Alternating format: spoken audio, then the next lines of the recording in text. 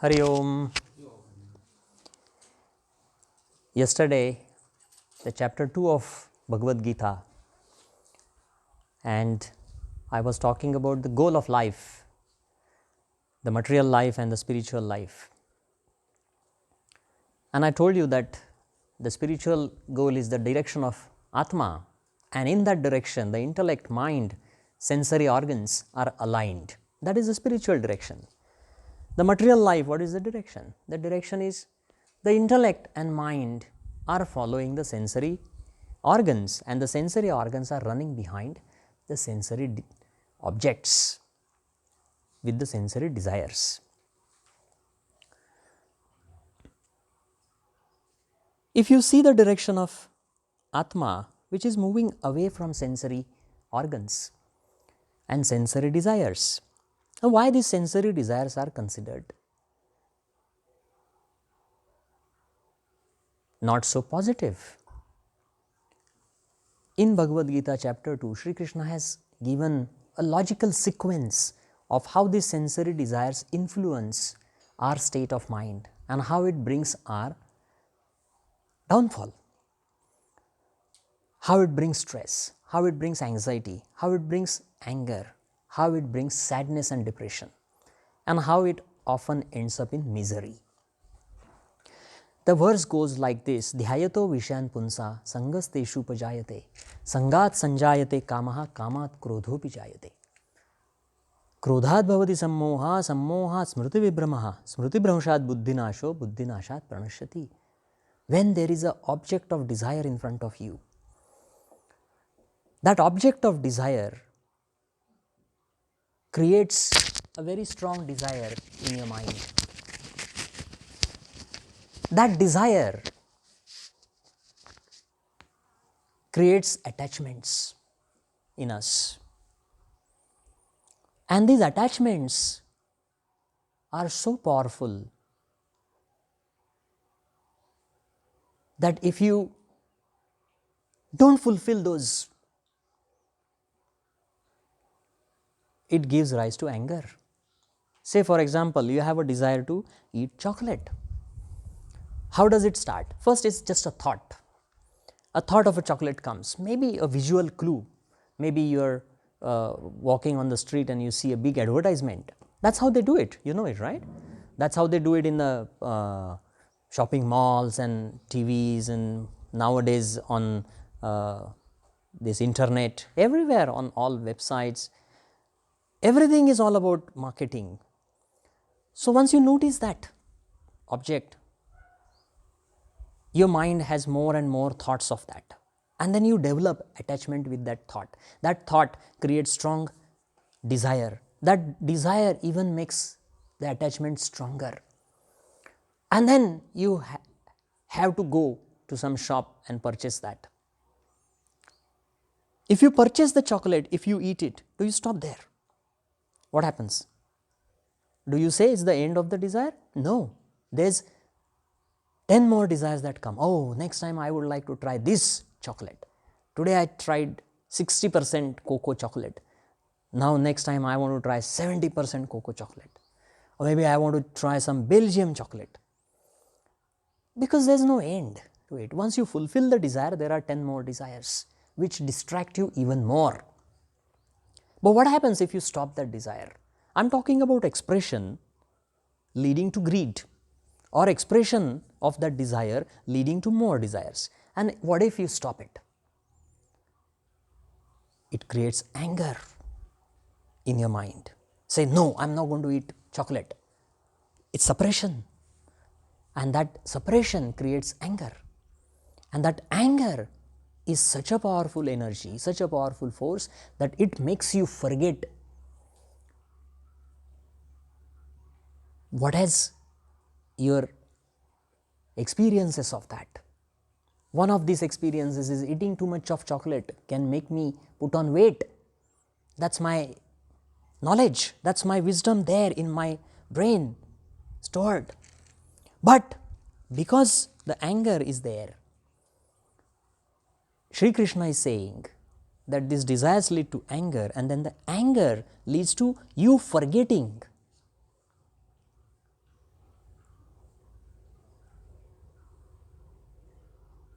your memory or your previous experiences, your knowledge.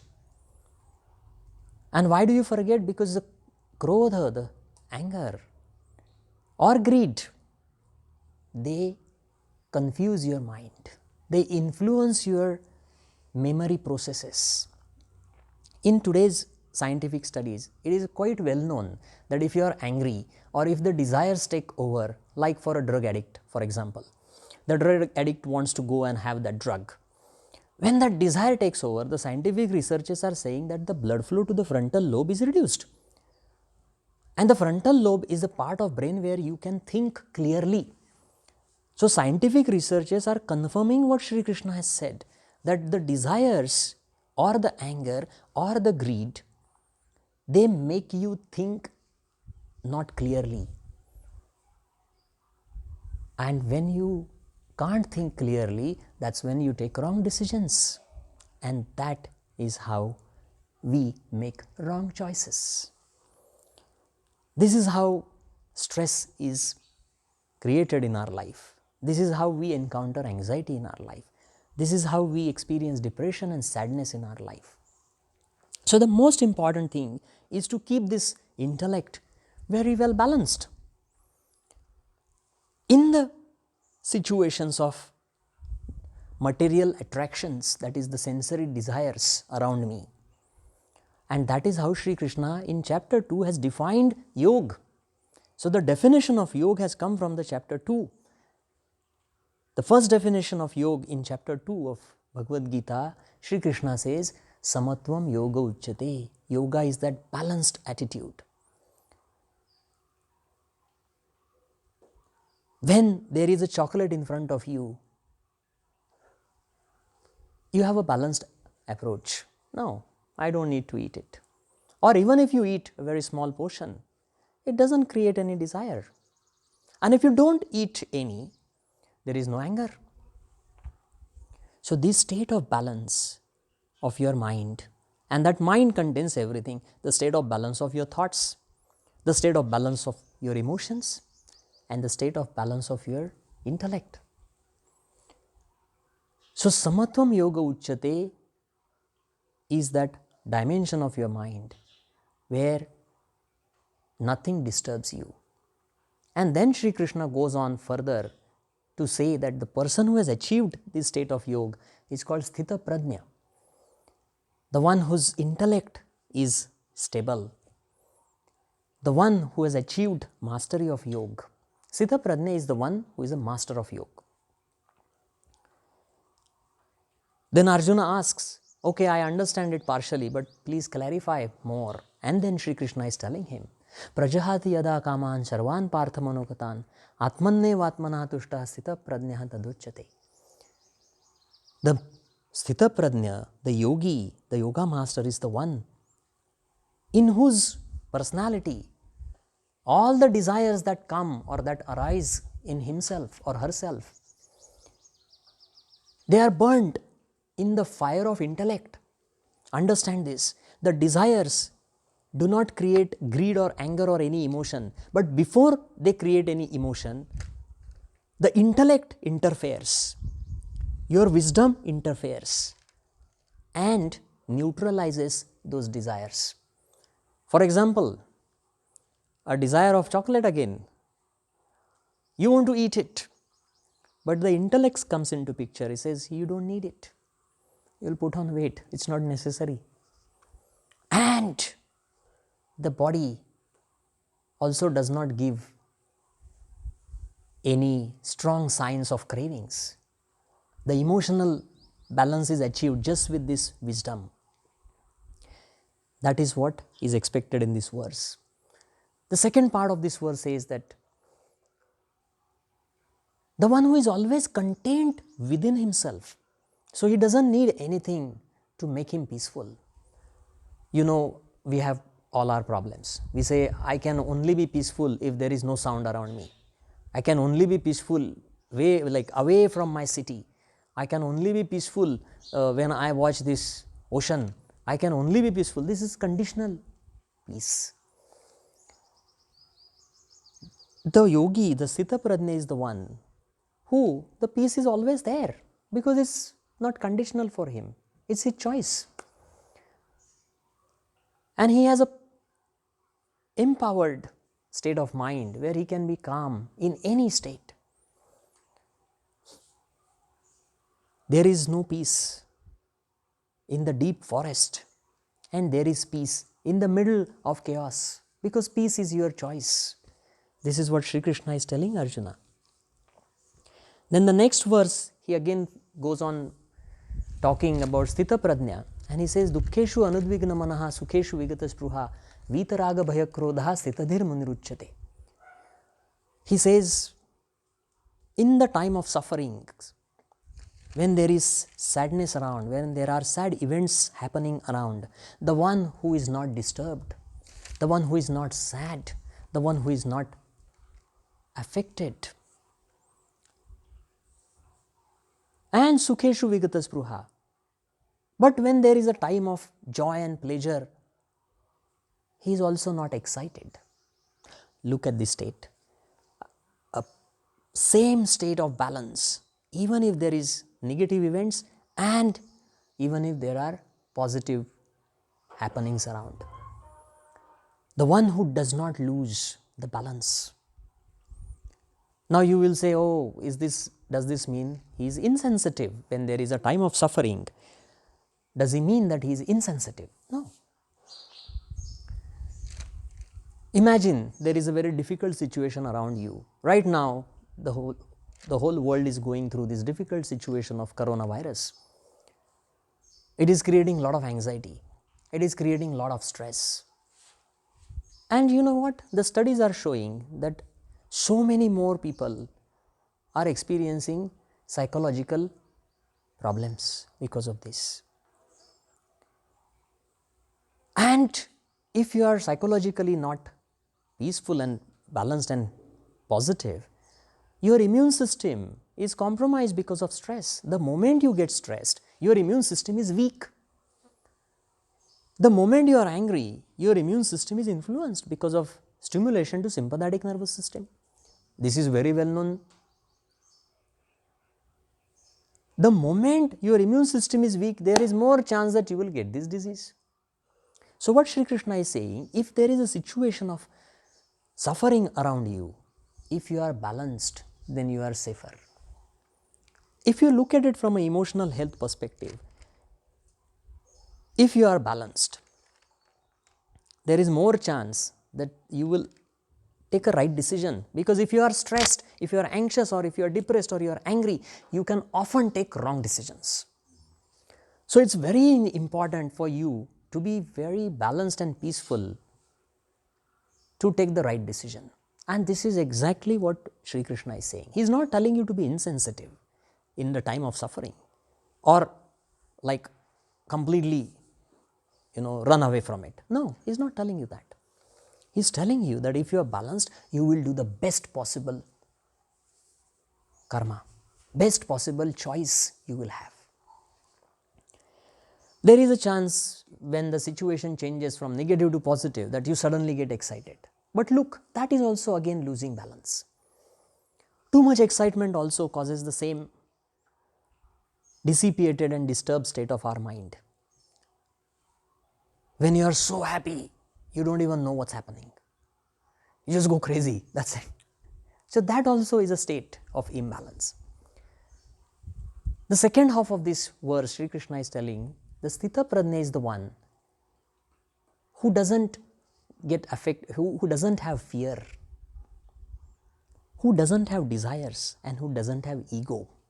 So fear, desire, and ego, these three aspects are so critical part of this definition of yoga. Samatvam yoga uchyate. Yoga is the balance. So here I am continuously highlighting one theme, that is sensory desires are bad, sensory desires are not good, sensory desires need to be controlled. What is that control? I would just give you few examples. When you are eating a chocolate, you like it, you are eating a chocolate. What happens? You just go on eating? You just eat more and more and more and more and more and more. So what is happening is the tongue is dictating. Tongue is a sensory organ and the desire for chocolate is a sensory desire. So that sensory desire is dictating how much you are eating. When Sri Krishna says control, he is not telling you suppression, don't eat anything at all. Or he doesn't say, okay, just eat, go on eating. Expression also he is rejecting, suppression he is also rejecting. What he is saying is very interesting. He says that the tongue has only authority to tell you the test. How much to eat, tongue cannot tell you. That is mastery over tongue. Many times it happens that we say, oh, I am not hungry, but then I smell the food is very nice and I taste it and it's very delicious. The moment I see the food is more delicious, my hunger comes back. It happens. In our day-to-day life, we plan, I am going to only eat this much today. Really, if the food is good, I eat double. Oh, what is that? That's the sensory organ dictating me and I have no control over sensory organ. This is what Sri Krishna is saying. He has given another example, Kurmangani va sarvashaha. Kurma is the tortoise. The tortoise, if you see it, it has 4 legs coming out of the shell. It's a shell, there is a shell, 4 legs and 1 head. So there is 5 organs. When the turtle feels some danger from somewhere, it just pulls its legs and head under the shell and it just creates a safety barrier around it. Sri Krishna is saying that a yogi should be like a tortoise and the 5 organs, your sensory organs, when you feel that there is a danger, oh, this food is too good, pull yourself under the shell. Many times this particular example of Sri Krishna is being interpreted by different people in different ways. The people who supported the monks tradition, sannyasa tradition, the great master Shankaracharya, he said that Sri Krishna has said about sannyas is withdrawal of all the sensory organs and stay under the shell.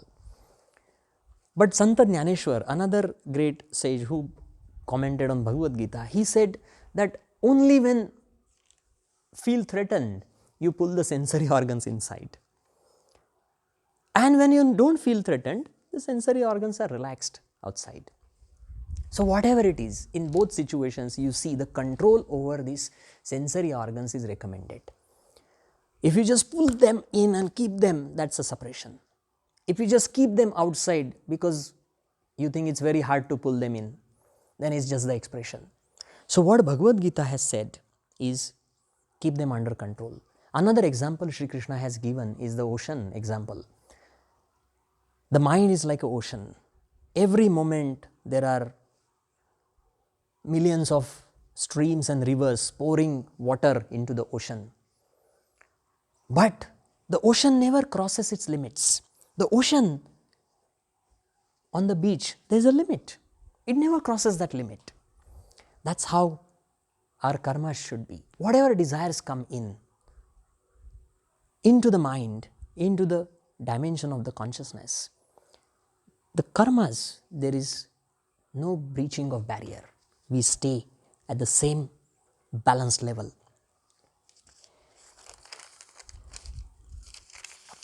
Interesting example of interesting story I will tell you about this sensory organ control. It's a nice story. When I was a very little boy, my grandfather told me this story and I remember it since. The story is of a little boy who is walking with his father on the street, and while walking, the boy notices there's 5 policemen and they are dragging one man. They have tied the arms and legs of that man and they are dragging him to the prison.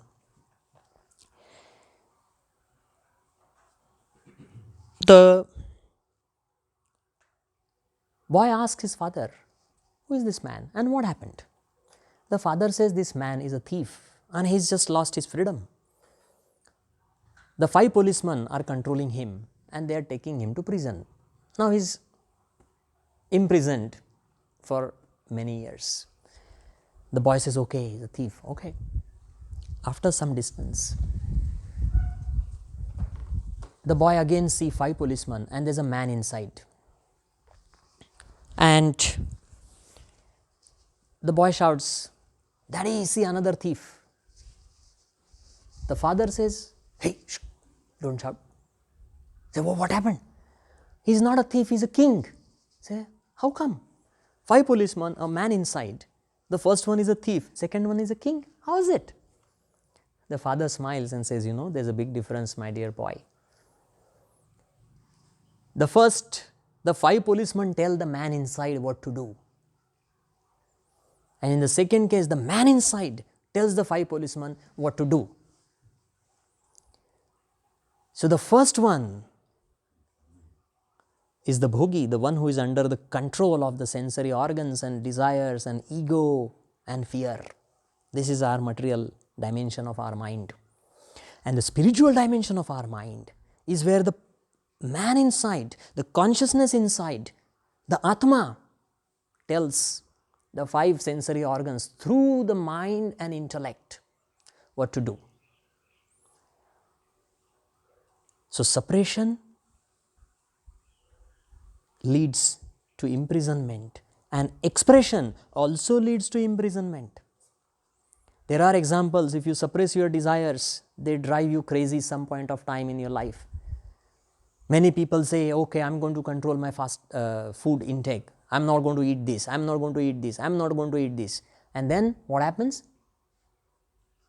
After a few days, the resolve is broken and you start eating everything. Say, "Oh, it's too hard for me to control."